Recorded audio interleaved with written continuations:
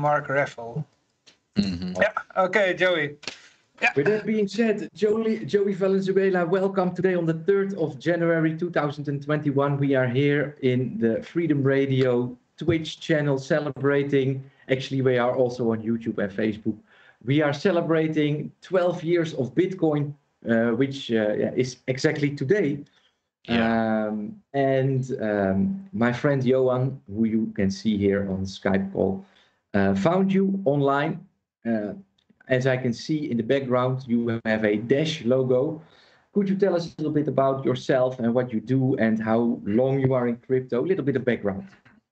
Yeah, no problem. So it's kind of funny because in this world, we're talking about like the 12-year anniversary of Bitcoin. And in a few months, it'll be my 8-year anniversary of starting to use cryptocurrency. So I've been involved for a very long time. I don't feel like it's a very long time, but a lot of people these days are saying, "Oh, I just got in last year," and I'm like, "Whoa, you're that new." But it's basically I've always been, I would say, like a member of the freedom community in some capacity. I worked in public policy in a bunch of think tanks, for example, like the Cato Institute and things like that. And I cared about advancing human freedom because I personally believe that that's the single way you can help the most people and make the world the most objectively better off, not just subjectively better off, like where I like the world this way that someone else might not. I like lift the most people out of poverty, let the most people pursue their dreams that aren't just, get up, work, and go to sleep, all that kind of stuff. And so learning about all this, one of those crazy lessons that really stuck with me was inflation of currencies and the fiat currency system. And because I remember, my parents are big into precious metals and things like that. And I always remembered, when you're learning the history of money, you say, okay, well, people used to trade this and they used to trade that. And then they settled on gold for a while. And then they made coins out of it. And then they made paper money that was a representation of the gold. And then eventually they just got rid of the gold. And I was like, why? Like, why do you that was the thing that gave it value the whole time, and you just got rid of it, and now the money's just based on anything. And I grew up in the north of Mexico where I saw a lot of the local currency, the peso. I saw a lot of old pesos that had no value, because in the early 90s there was a peso crisis and they kind of reissued the currency. And so I'm like, well, why are these not valuable, but then these are valuable? And because the currency collapsed because they couldn't keep it together. And so a lot of people especially in the U.S., have this idea that like the dollar always will have value because it just does, and they don't understand like a currency collapse. And for example, when I was first learning exchange rates between currency as a child, I remember it was about 7 pesos to the U.S. dollar, and now it's like well over 20. And so even though the dollar has decreased in value, the peso has more. And just having that in my mind, it always stuck out as something that people don't talk about enough. People say they might dismiss it, then they go talking on to other subjects. But I feel like if you cannot have, a basic store of value, you can't basically, what do you do your whole life? You work hard and you have things that then goes away over time. So I was trying to find a way to live off of like gold and silver. I was like, oh, what if I can put all my money into this and then actually spend it directly and not have to sell it? And so I was trying to figure out, but there's no good solutions for that. And that was when, around when I discovered Bitcoin, I heard about it and I was like, well, I don't know about this. And then I went for lunch with a friend and he paid for his part of the pizza with Bitcoin. Of course, it had to be a pizza, but so I got like my first little bit of Bitcoin in about the middle of 2013. And then after sending and receiving with a few friends, I just like understood how huge this was. I got that, wow, it's not just that this is something that you can't tamper with the value, but you can just send it to anyone and no one can stop you. You don't need to know their name. You don't need to know their banking ID. You don't need to get confirmed. Like it just, there you go. It can just work. And so at the end of 2015, so for about a couple of years, I was doing many things, but I was any job I could find, any work I could find that would pay me in Bitcoin, I would always take. But at the end of 2015, I decided to stop accepting fiat currency for payment and only accept payment in crypto. So about the middle of 2016 is I closed my bank and became unbanked and just lived off of cryptocurrency. And so it was towards the end of that year when it started to become difficult to do this with just Bitcoin. I started sending and receiving, and it was like, okay, 5 cents transaction fee. Well, that's kind of high. Then it started getting to 10, 15, 50 cents. And I had transaction delays where I tried to, like I'd go to a restaurant and try to pay for something, and it wouldn't confirm like for an hour, a whole hour. And problems like that just started to actually personally affect my life. And I understand it doesn't affect the personal lives of most people who use Bitcoin today. They just buy off the exchange, they send to their hardware wallet. It doesn't matter if it confirms the next day. But for my purpose of trying to live off of it, I couldn't. So at that time I said, well, am I just going to admit that this great experiment that I'm trying to live is just a failure? Or am I going to try to find a way to keep making it work? So I decided to try to keep making it work. So I just went at the top list of coins and just started going down and seeing like, what's the next one I could possibly live off of? And so it was a very different time back then. And I looked at Ethereum, but no one was using Ethereum for money. They were using it for little applications. I'm like, I can't use this. And then nerds. Yes, of course. Sorry. Litecoin, no one was using Litecoin then. It was actually an abandoned project in 2016. Like no one was using it. Its transaction count was falling month after month at the time. So I'm like, well, can't use that. Bitcoin Cash didn't exist. And so the only option was Dash. And so I started using Dash, and I still mostly live off of Dash. What was the name of Dash back then? What was the name of Dash? So it was still Dash in 2015 or 2016 when this happened. Somewhere in 2014, they changed the name from Darkcoin. So Dash was initially started as a coin that worked very similarly to Bitcoin, except it had a coin mixing system built in to where you could more efficiently mix your coins so you can kind of hide where you're sending them to. And they have the master node. Yes. And then, of course, the master node, the incentivized specialized nodes got introduced later. And then basically the focus shifted back in 2015 from pure privacy to trying to be a better payment system. And that's kind of where the focus has kind of remained for the last 5 years. And so basically that's kind of what I've officially worked for Dash for about 3 or so years. And then now I'm independent doing media and stuff like that. But it's still what I use mostly for money for day-to-day payments. Are you also technical savvy? Can you code? Can you read code? Can you adjust code? No, I am not a technical person. I can use like HTML and like Markdown. That's about it.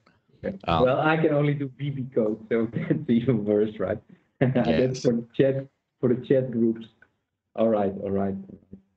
Interesting story. Yeah, it's funny. I don't meet a lot of people like you. I am without a bank since 2014. I got into Bitcoin 2012. Nice. And I've been too emotional about Bitcoin all the time. I always wanted to, break the system, stuff like that. And it's great to hear about you, somebody that kind of shares my views. I really like how you say that you are in it for freedom, because especially since 2017, all the newcomers are only there with dollar marks in the eyes and like, those people are not interested in Bitcoin. They want to make dollars. And I have never wanted to make dollars out of Bitcoin. I wanted to change the world in a way. And I have the feeling that you are kind of trying to do the same. Do you have a estimation of how many places I can spend my Dash today, in how many different countries? What is a daily turnover in those shops? Do you have numbers like that? That's something that's been a constant question, because when you have a company like like a sorry, a payment processor that centralized, it runs everything. You can keep track of everyone who uses the system. If you have a decentralized network like a cryptocurrency, you can keep track of how much it's being used, but you can't see who it is or what it's for. So it's always hard to get an exact number. I do remember at one point I was helping to maintain a merchant directory for Dash, and at one point there was over 5,000 merchants. It was like got up to 5,000, 6,000 in that area, and a lot of that was in Venezuela. And the challenge with finding how those numbers are today is obviously there's been a whole lot of actual like political turmoil, a lot of economic devastation, and so a lot of those businesses have gone away. But I do know that some of the major grocery chains and things in Venezuela do accept a few cryptocurrencies and get most of their usage from Dash. Now, there is a site, I don't remember the link off the top of my head because it changed recently, but some friends of mine run a payment processor called AnyPay, and they have a map that shows every single merchant that uses the payment processor, and it's color coded based on how recently they received a cryptocurrency transaction. And so you can actually get to see how much usage, how much real usage there is around the world. It's just for this one processor, right? So it's not a perfect system, but it is a good way to see that. I would definitely estimate it's still in the several thousand range around the world. And more importantly, most shops or transactions per day? In shops. Now, as far as transactions per day, the transactions per day are about 30,000. That's about where the level is today. As far as how many of those are for purchases, that's you'd have to guess for that. But let's say, maybe half that or something. And I do watch the transaction metrics for a few of the top cryptocurrencies, and sometimes they can be very crazy and up and down. And so, for example, the last month or so, Bitcoin Cash was around like 12,000 a day. It wasn't a lot at all. And then the last few days, it's kept going up, and it's like to like 100,000 as of today. And so, who knows? I guess I'd have to look around to see exactly what's causing the kind of thing. But yeah, you could see it's pretty interesting to watch. We just had Colin Enstead coming on the show, who said that. Do you know Colin? Do you know? Yes. Him? Yeah, I've been on his show, and he's been on mine before. All right. So he said that there is a new stable coin which got introduced into SLP, like I don't know how long it was, but not too long ago. And this is now the SLP token with the highest market cap of all SLP tokens. It's a stable coin. That could be a reason why. I don't know. I think it's most likely. I think because that's what a lot of people do. They want to buy Bitcoin, but on an exchange. But the fees. So they send. That's what I did. They use like a Bitcoin Cash or Dash or something with a low fee, and they send it to the exchange, and there they buy Bitcoin. Yeah, that's probably it. Yeah. Also, I find that Tether has a lot of interest for people because people want to be able to. The primary use case for cryptocurrencies today is trading.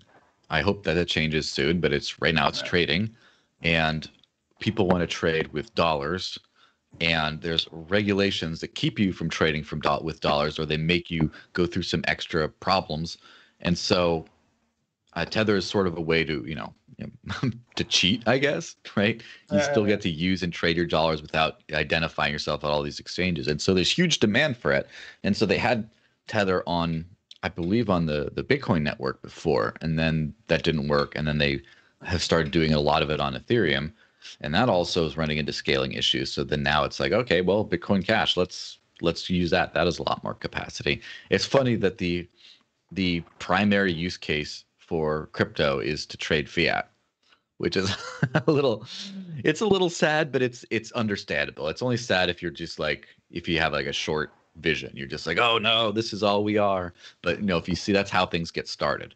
And as you mentioned before, a lot of people one cryptocurrency so they can get more fiat currency today. But that's at some point it will change because at some point people will see. I've seen some crazy statistics. I don't remember them, but a significant portion of the dollars created in all of human history have been created this last year. 20%. Yeah, I've heard even larger figures than that. Well, actually, that is not that number is not updated with the latest stimulus bill that got through. So it must be more than 20%. Yes. But in September it was 20. And people will this will start showing up in prices, and people will see if it's too slow, people won't see it. But if you have 20% value loss year on year, for example, you will start to see it and like, oh, this goes down. And you'll start to, the average person who doesn't care about this stuff will start to notice. And then they'll say, well, I want to get paid in Bitcoin. Just like there was a American football player who got paid half his salary in Bitcoin recently. And people are starting to care about that. And when they do that at some point, so for example, on the Tether subject, if there's some regulations that are being talked about that would basically limit the creation of stable coins, unlicensed stable coins or whatever. And if that happened, if such a thing happened, then there would be a huge, first off, like usage of Tether would go to almost zero, like very soon, because the only reason they're using that isn't because it's like a digital, more efficient version of the dollar. It's more efficient from a regulatory standpoint only. And if it becomes less efficient from a regulatory standpoint, the demand for it will just go away. And I think that can be one thing. But also when people start to care about holding cryptocurrency and not just see what more dollars they could get from it, then people will start to try to send and receive cryptocurrency, and then they'll realize, oh, this is a bad experience. It's difficult to use. The transaction fees on a lot of them are high. I have to wait like an hour before it goes through. And that's the thing, is we all care about the free market, right? And when you have you understand market demand drives everything. And a lot of us have in our idealistic minds, like, oh, this is the way things should be. Oh, things will turn out. It's like this righteousness. But the market doesn't care about righteousness. The market cares about the market. And eventually the market will speak. And all these things we're talking about, like, for example, if we care about freedom and no one else cares about freedom, that's fine, because freedom will eventually have a market price. Eventually you will start to see it become, people prize freedom, especially as freedom becomes more scarce. There's less of it than when you do get it. For example, I've noticed in the US, the top several states, for example, California and New York specifically, have lost massive amounts of inhabitants last year. Most people just moved out of state. A lot of people moved out of state because of all the regulations imposed by the local government. Elon Musk and the guy with the podcast, Joe Rogan. Yes, I believe New York lost well over 100,000 people, and so they leave because, as always, these other places always had more freedom, but the difference wasn't that big. Now the difference is huge. There's so much less freedom in these other places, and so now that when there's scarcity to something with a demand, now of course the value goes up. People are willing to move in order to get more freedom. And so, for example, there's a regulation being proposed, but it may or may not be enacted. I hope it doesn't, but you prepare if it does, by the Financial Crimes Task Force, FinCEN, in the US, that would basically make it anytime you want to withdraw $3,000 or more to a wallet you control out of the exchange, you have to prove that you own that wallet, and you have to give the name and a physical mailing address of the person who controls that wallet. And I mean, I think it's terrible. But one thing that will do is you will start to see coins on decentralized exchanges be traded at a premium, like a 10% above market rate or something like that. Because right now people can just put their ID, they buy from exchange, they send to anyone. If they want to buy from a friend, They say, hey, do you want to buy some from Coinbase, and then I'll pay you for it. And then it works like that. But then when it becomes more, there's scarcity to that, then people will say, oh, well, I'm going to actually pay more for coins that don't have to go through that process. And so, as always, you'll see there would be actual price on freedom. Yeah. Interesting. Guys, I'm gonna have to take a very short break because I'm sitting on this chair for too many hours, and I finished You want to go to the toilet? So, 1 minute. No No problem. problem. I have a question. Yes. Yeah, we were talking with Colin about the removal of some coins from I think it was Bittrex. There was some like Monero, but there was also Zcash, but there was also Dash. Yeah. Is it because it used to be a dark coin? Yeah, dark cash. That's probably the thing, and this has been an ongoing issue over the years. So this is where, I mean, I don't know exactly how technical the audience is, but I'll kind of get into how these kind of privacy things work. So there's encrypted privacy methods where you basically, encrypt a coin so it can't be viewed by the public at all. And that's one thing that, again, I'm being very like generalizing here, but that's like Zcash and Monero use something more like that, where you can't actually see the transactions or the coins or their movements unless, under very special circumstances. What Dash has used has been something that has been used since basically the beginning of crypto time, which is a thing called coin join, which is instead of sending a coin, like I send you a coin, I send a coin to a pot, and then 10 other people send to the pot, and we mix the coins, and then I send on the original amount to you that I wanted to, but it's all different coins, so they don't know whose it was. Now, what you could still see in all this is you could still see all the coins on the blockchain. You can still see all the movements. You can still see if someone knows you have an address, they can still see you received this amount of money. They can still see stuff went out of whatever I had. It's all very transparent still. What you can't see is just who I sent to or who you received from. It just kind of breaks that link. And it's kind of it's a different, I would say a different category of privacy, because it's just saying it's obscuring what a transaction went to or where you got it from, but it doesn't obscure the fact that you have these coins to begin with, or you received them, or if, for example, if someone say takes 100,000 Dash, like a huge amount, and then they all get mixed, and then someone receives 100,000 Dash somewhere else on the network, someone will see 100,000 go away, 100,000 appear, and they will make that connection. They'll say like, oh, that's probably that. Of course, you could do some things like receive it in a few different transactions, send it in a few different transactions, and the total doesn't, like you have 110,000 Dash and you end up sending 90,000 out in a few different. There's things you can do so that isn't observable. But the purpose of it isn't so much to hide all existence and movement of funds. It's kind of more transaction specific. And this technique has been used a lot in Bitcoin in the early days and today, less so probably because transaction fees are high.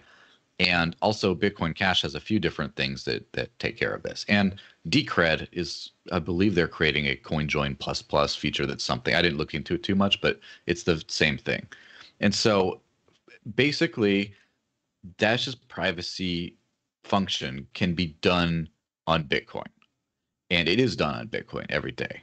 But Bitcoin is not considered a privacy coin just because of like branding. With Bitcoin, you'd have to basically run your own nodes or have other people independently run nodes that facilitate this mixing process.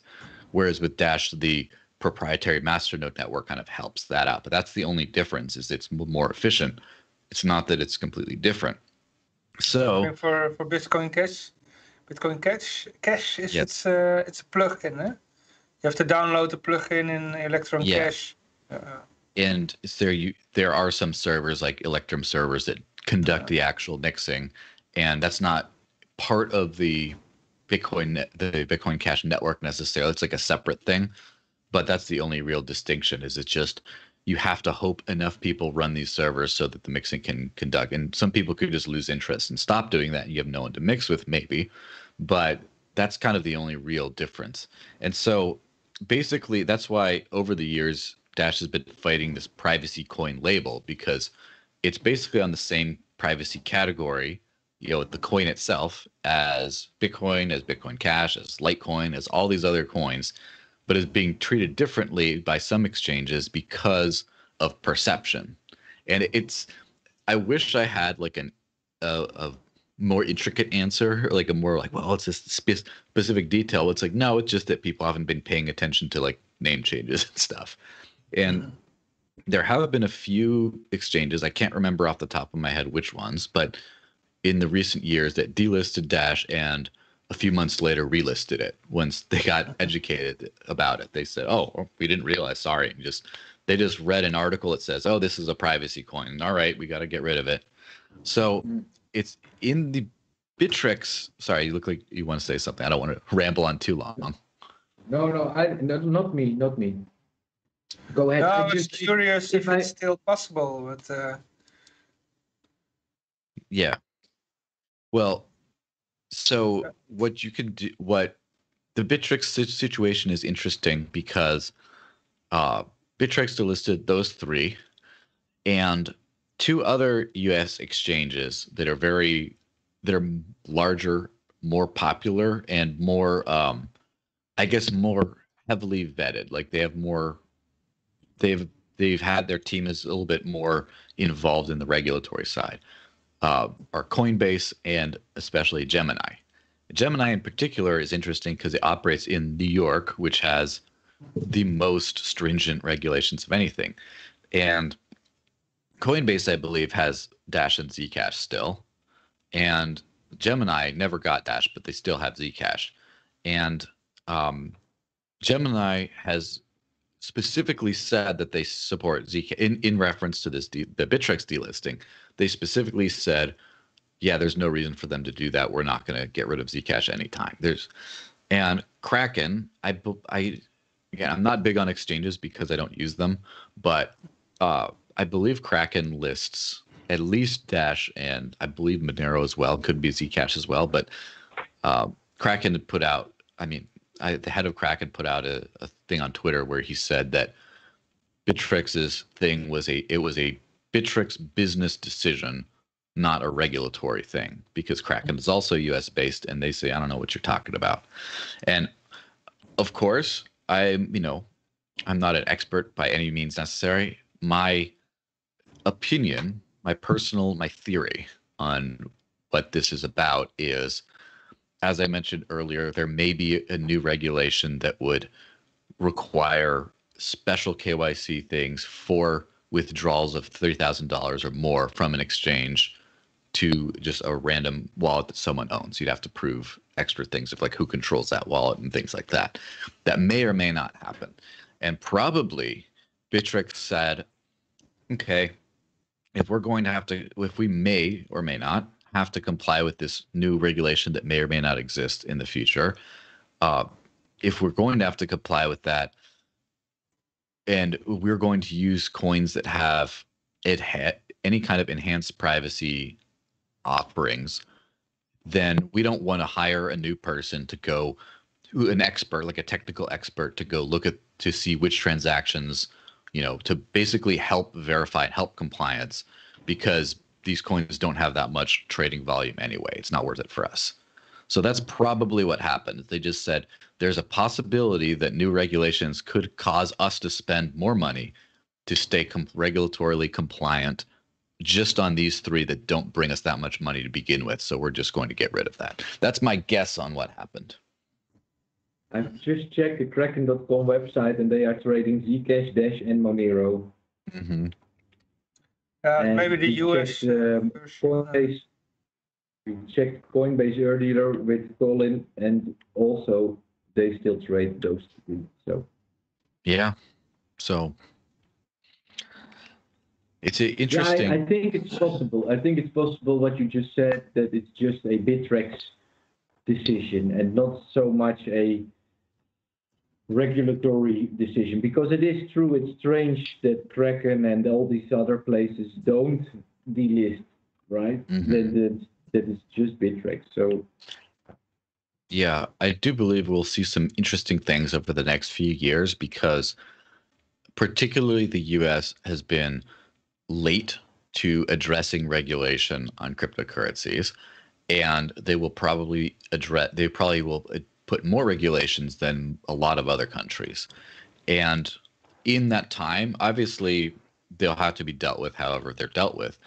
But I think that there will be a lot of uncertainty regarding regulations coming up. And a lot of actors in the crypto space will start to make very strange decisions, very dramatic decisions, not because they're scared, not because they're scared of what will happen, but they're scared of what could happen, and there's uncertainty. So there'll be a lot of strange things. I think you'll see a lot of places, delist those. And for example, Ripple just got sued by the Security and Exchanges Commission for operating in illegal security. And I personally, and I've heard this discussed for years, a lot of people basically have seen this coming for many, many years. And I remember, in fact, when Ripple rebranded their token from Ripple to XRP and said, no, it has nothing to do with us. It's its own independent cryptocurrency. And I saw, that's exactly when all the people on Twitter start showing up saying, oh, Ripple's the best, XRP's the best, I use it every day. And I saw this coming. Everyone saw it coming. Now, obviously that has had a price effect on Ripple, and a few exchanges have removed it because they think that they're going to be regulated if they keep it. Now, what will happen in the future probably is a whole lot of other coins will start to receive similar regulatory pressure from the securities side of things. For example, Stellar, I think, is a prime candidate because it's basically it's a copy. There's this organization called the Crypto Ratings Council that publishes a rating of which coins are more likely to be a security, with the bigger score being more likely. So Bitcoin's 1, it's the least likely, and Ripple was 4, most likely. And now we already see the lawsuit there. They said Stellar was 3.75. I think Tezos is 3.75 or 3.5. So that's another one to look out for. Ethereum's a 2, Zcash is a 2, and Bitcoin dash Monero are all 1. So from the security standpoint, that area of regulation, those are least concerned versus most concerned. And people have always been scared of the whole privacy thing of, governments are going to crack down. But people have not been scared of the securities thing at all, as we've seen in the giant ICO boom and everything. People have just not been scared at all. I personally predict that governance coins, or rather that securities coins, will be the next ones to kind of experience this sort of uncertainty and preemptive delisting, Mm-hmm. Yeah, you could be right. I share that vision. It sounds logic to me. Mm-hmm. Joel, I see a very nice T-shirt, Free Ross. Do you know that today we are running a crowdfunder campaign, not for Ross, but for Julian Assange? Well, Yes. also for Ross. Also for us. No, the money goes to Julian Assange. But we will do whenever, because tomorrow is the verdict of Julian Assange. I don't know if you know that. Yeah. Tomorrow is the verdict, and the judge will say what it's going to be. I'm sure that whenever Ross, his court case, he is already sentenced or not, or is that still going? I don't know. Yeah, Ross, I think he needs a pardon. Is what he needs. I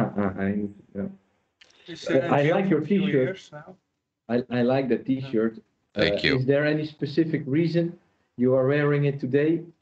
Well, I think it's on message, As I don't have a free Assange T-shirt right now. I do have a few WikiLeaks T-shirts, which of course I bought with Dash from the WikiLeaks shop, and of course this one is from Decent, and they have a free Ross collection, which is always nice. I definitely, I know Ross Ulbricht's mother, and a lot of people in the community here. So New Hampshire's cryptocurrency community has a very long history.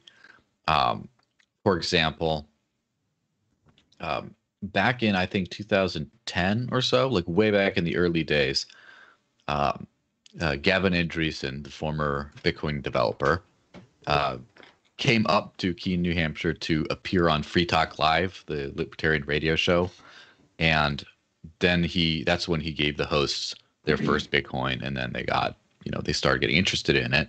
And Roger Ver didn't know about Bitcoin before he listened to this local New Hampshire show, and they were talking about it. And then he heard about it on the show, and he's like, "Oh, this is great!" And then he just went all in on it. And the local meetup up here we've had Charlie Shrem, Eric Voorhees, even Vitalik Buterin came at one point. There's been quite a few people at the small local crypto meetup over the years. A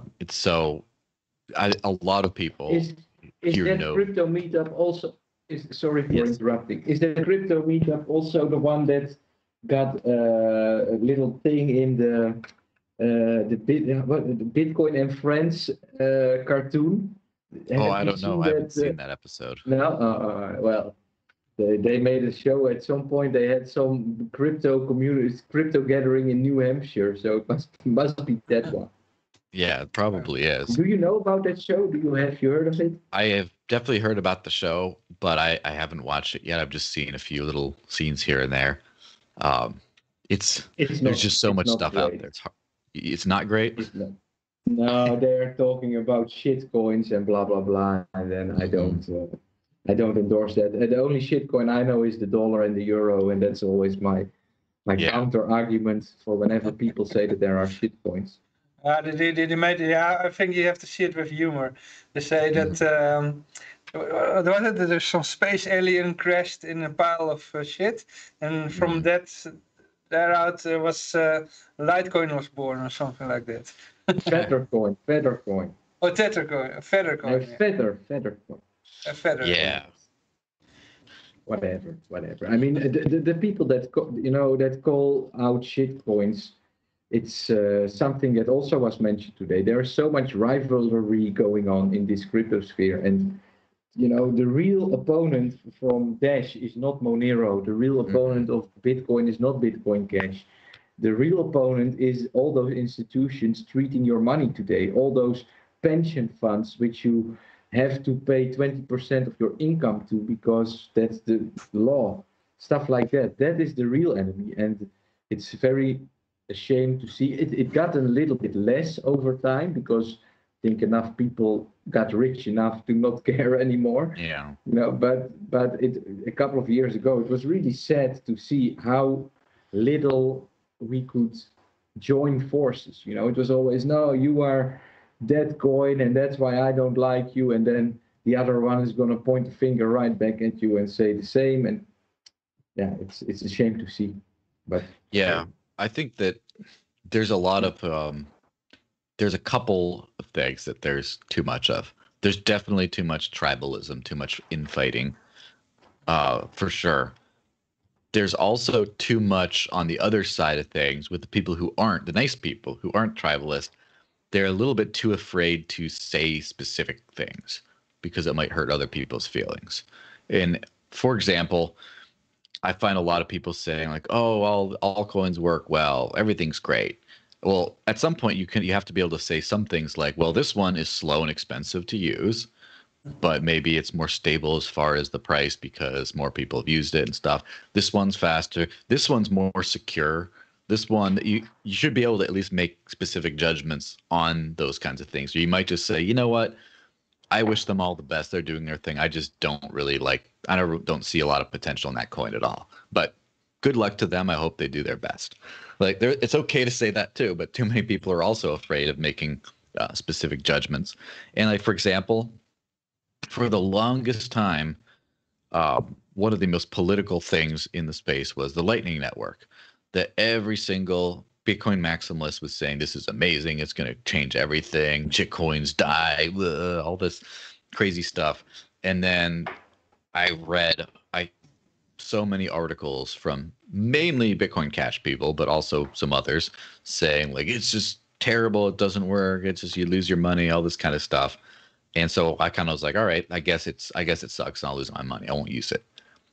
And recently, last few weeks, I started trying to use the Lightning Network, and I have to say, for the most part, the critics were right. There are some big problems with it.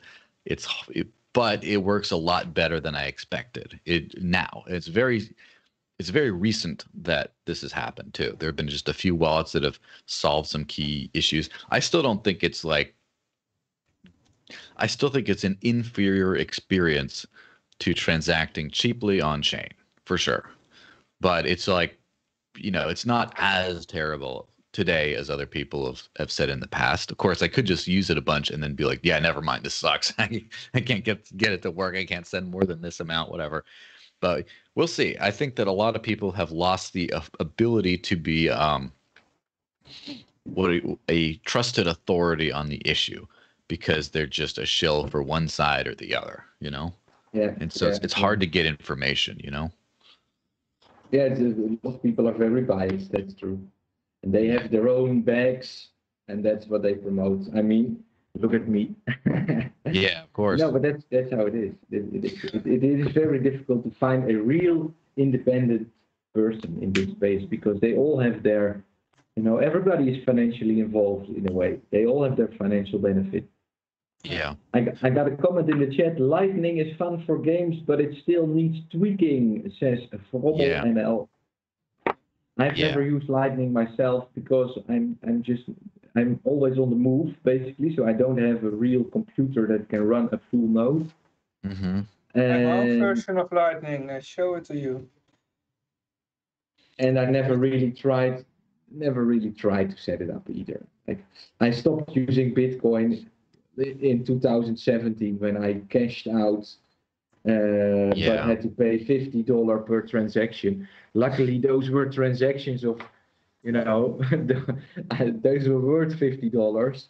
But then I was like, okay, I'm not going to really stack Bitcoins any longer, because there are so many other great alternatives that work better, in my opinion. Okay, I'm going to use my own Lightning. Here it comes. Yeah, here. I scanned the QR code behind you, Yoshi. Yeah. And here it goes. It's a Bitcoin Cash. Yeah, but it's fast as lightning. Bitcoin Cash. There we go. But you can also do it with Dash. So Dash is also very, very fast. Yeah. Now the fun thing about it's a great Dash shill opportunity. What is the price? What is the price of one Dash transaction today?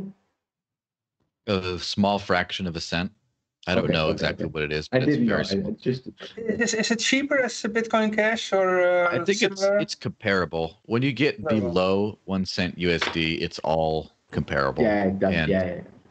Now the cool thing about Dash, and this has been a lot of people haven't noticed. That's the thing that annoys me about the whole privacy debate, is it takes away attention from some real innovations that have happened. So Dash has this functionality called Instant Send, which basically locks in transactions within I think the average time is under 2 seconds, like 1.8 seconds or something. So, for example, if you buy something, it's completely confirmed. You don't have to wait for confirmations. And some exchanges don't, I guess, trust that as secure enough, even though it is a final irreversible transaction at that point. But there's another second layer of security called chain locks, which essentially uses the masternode network to make blocks permanent as soon as they get one confirmation. So there's a 99.99% chance of irreversibility in under 2 seconds, and there's a 100% chance of irreversibility in 2.5 minutes.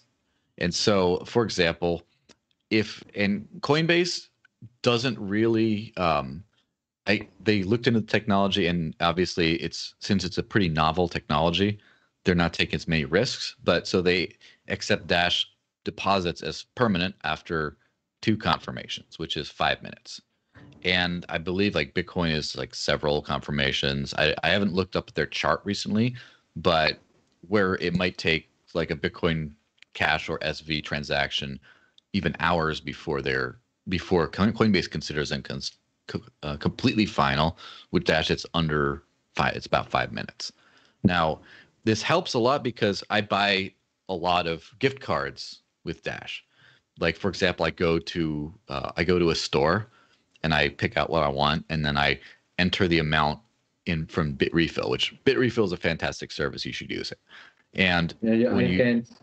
yeah, because they don't have Bitcoin Cash. Well, I'll No, trade you some. no. It's not about that. No, it's about jurisdictions. They're not allowed to operate here. I have to use a VPN for it, and then I only have limited. I believe they block VPNs even.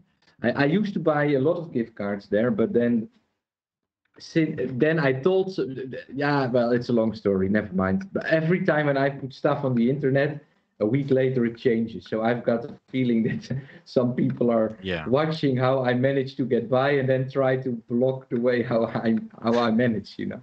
But, yes, okay. Your celebrity's gotten ahead of you, maybe. I don't know. Yeah.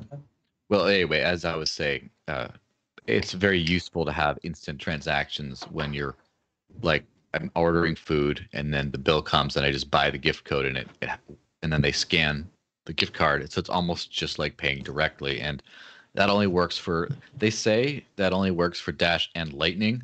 Although I did use, when I was using Lightning for, a little while, a few weeks ago, I did use Lightning to buy credit on Bitrefill because otherwise I had nothing to do with it. And it wasn't instant. It took like a few seconds. I like tried to route it. It was like 8 seconds. There you go.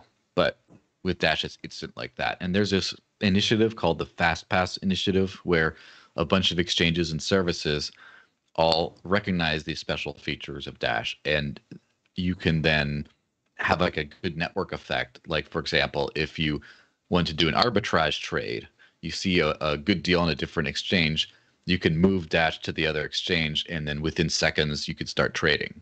Whereas if you move with pretty much anything else, it takes a lot longer. You might miss the opportunity. I used to do that with Doge. Yeah, I think a lot of people still do because Dogecoin has a high transaction volume. Yeah. It's always funny when you look at these things, like everyone likes to say, oh, this is being used, that is being used, this isn't being used, but like all this kind of, and that's why I like to look at the actual transaction data and see what happens. Like Litecoin was consistently recently in like the 30 to 40,000 transaction area. And then they went to almost like 200,000 transactions a day. And I was like, what happened? And someone created a game called Lightbringer that uses Litecoin transactions for little in-game actions. And so all of that just added like 60, 80,000 transactions. And now people are getting bored with the game. So the transactions are trending down because of that. And so just like we're talking with Bitcoin Cash's big spike it's probably the tether on SLP tokens is probably going up. And it's pretty funny. And then Dogecoin is always up there. And it's like, why? No one talks about it except for Elon Musk, especially that.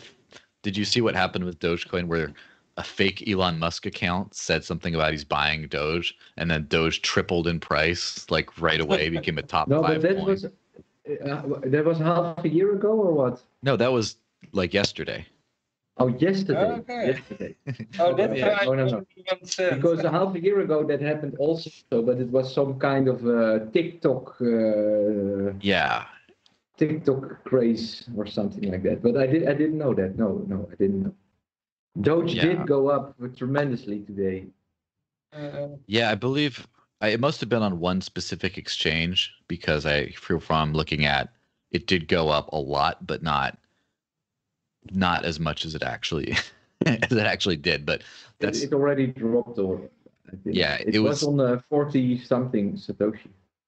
Yeah, it's back to like 24th place or something, but it was at, it was like 5th place for a little bit because, again, someone thought, because Elon Musk has said things in the past that he likes Dogecoin, because who doesn't like Dogecoin, right? But now the fake account fooled a lot of people. And I think that when we see that, I think it's a lot of people get sad, but I think that just shows how new the industry is, where people are just that's what drives major price moves. Is some celebrity maybe or maybe not tweeting that he likes, and then everyone just jumps on it and then they dump it. But it's I like new industries like this because you could do whatever you want.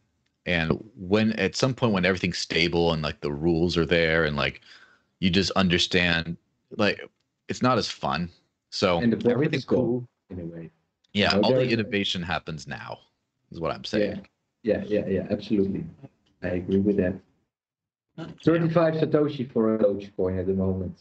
I Yeah. pity the guy who bought it for $1 You know? Yeah. Yeah. Funny, I have a friend who, Yes, the hodl. last time that we talked about the last time, was it 2017 or 18 when the Doge pump happened? A friend who was just a big fan of Dogecoin, so we had a lot of them. He was like, "Oh, Doge went up. I have enough Doge to buy a house now." I'm like, all right. Like, Well, I've got a friend. He is not able to make it today, but he sold his house for Dogecoin. What about that? when did he do it? Is it a sound financial decision? 2017, something like that.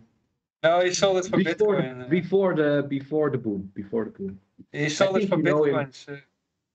I think We're talking about Didi. Didi here? Yeah, it's from the Bitcoin family. They didn't Yes, sell you it for Doge. He sold it for Bitcoin. No, The he truth didn't, comes out. Johan. He literally sold it for Doge? No, not directly. He went into Okay. Bitcoin and he went into Doge.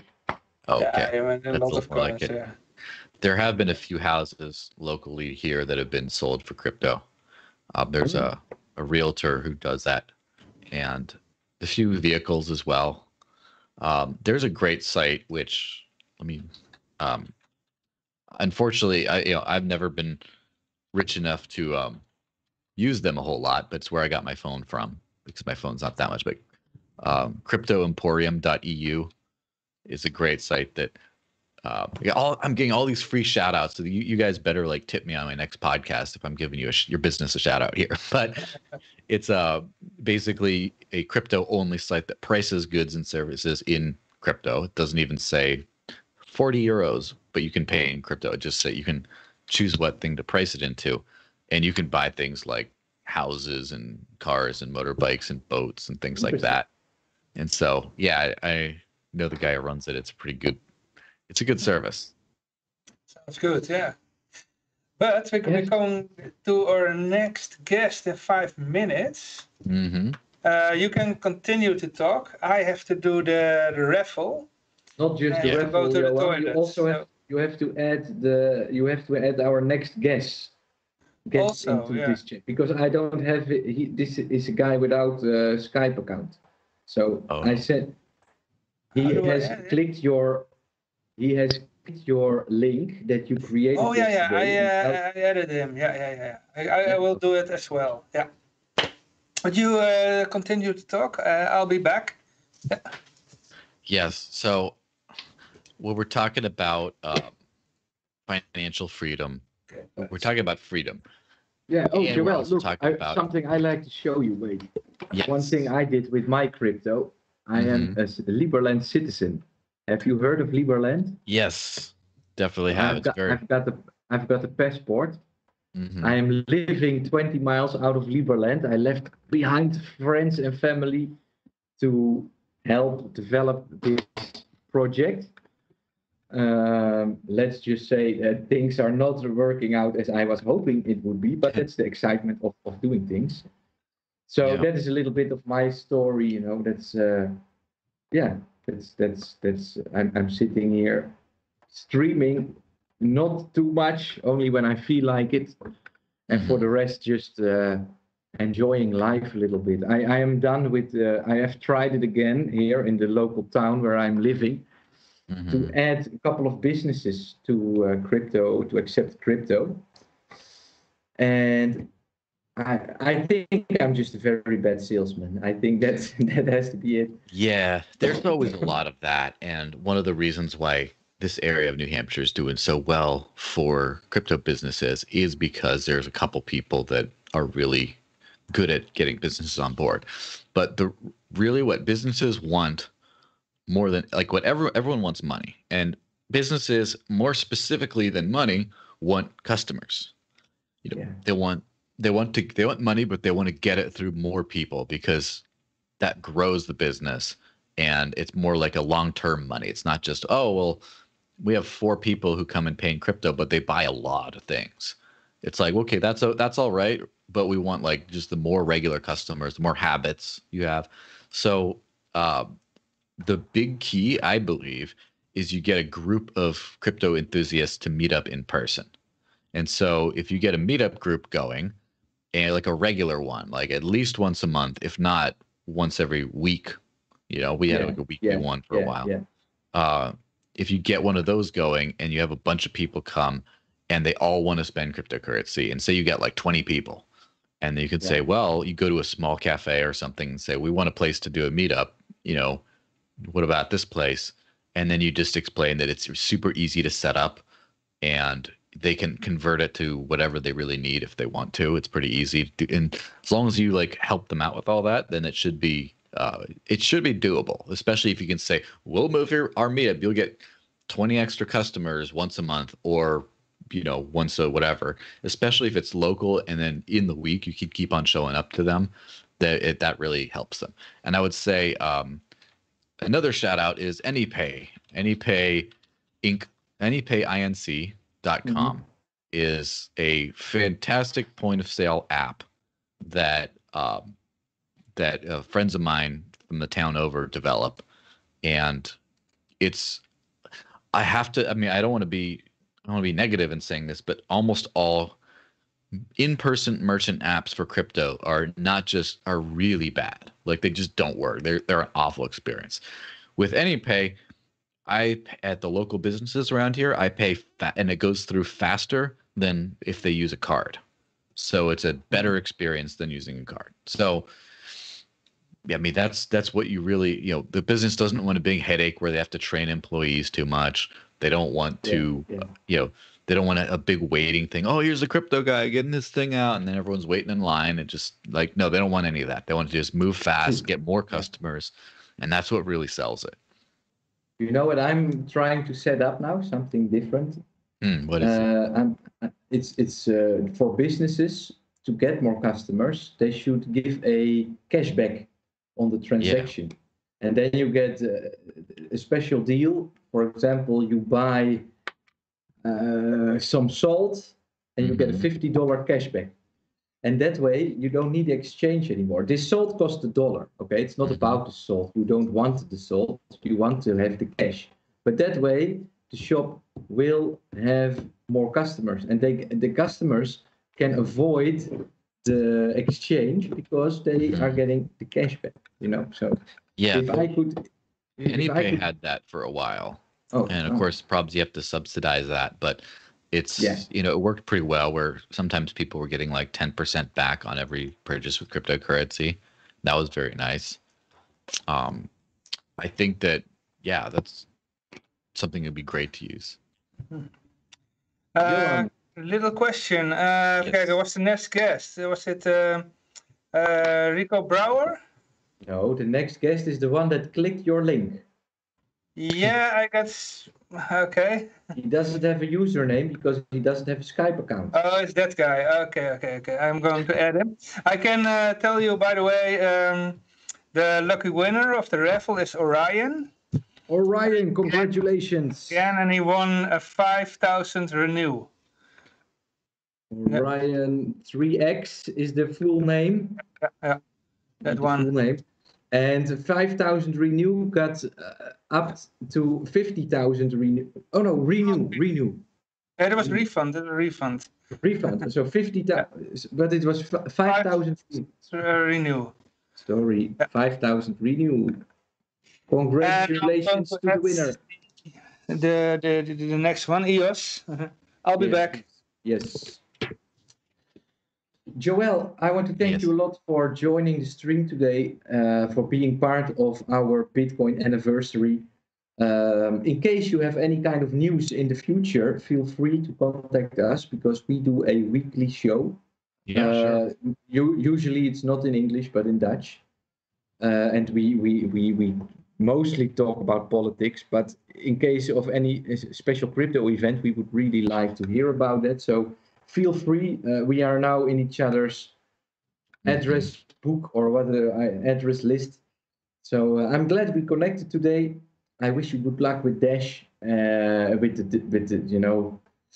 the spreading the word. Basically, keep on doing a great job. I can see that you got your heart at the right place. You got the right mindset, and yeah, that's basically how I would like to end it. We will make a highlight video of our conversation, and we will send it to you, so you can tweet about it, share it around, stuff like that. And yeah, maybe Johan wants to add something. Johan, What? do you have anything to add to this conversation? Well, yes, raffle. There's a new raffle.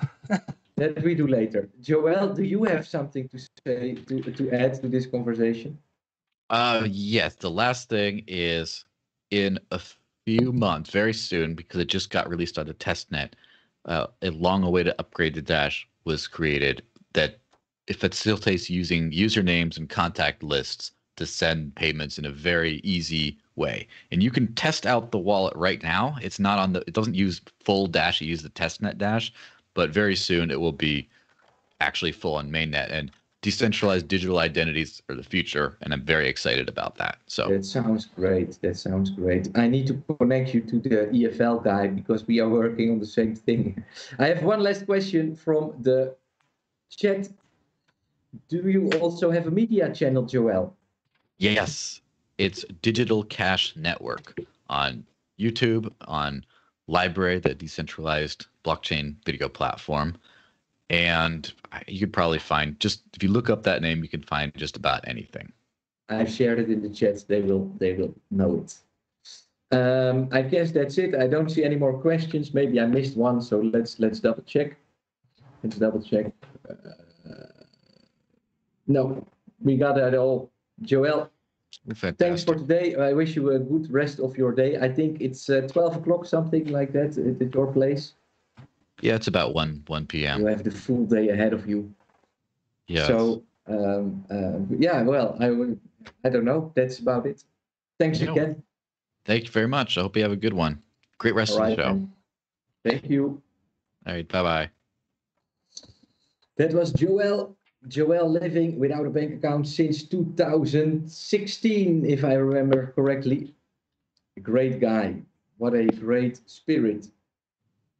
You know, it's not that often that you meet people that are in crypto for that long and that then do it for the freedom. It was great to hear. Let's see if my big friend Johan managed to add our friend. He has not been able to do so. I will write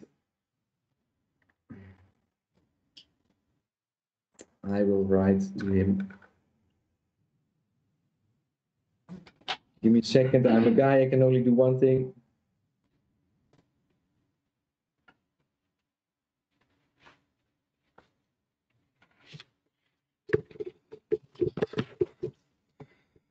Okay, I'm back. Yeah, but the user is not added in the conversation, my dear friend. You were going to add the EOS speaker to this conversation. Yeah, I did. He's not in it. I don't know. Try again. I did it twice.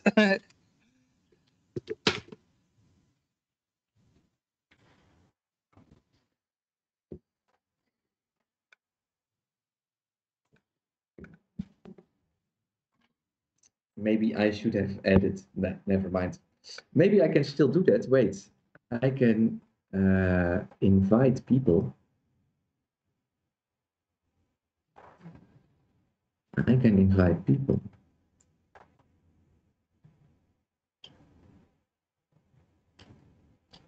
And if I now write it here, I can do it myself. I can do it myself. Let's see. Here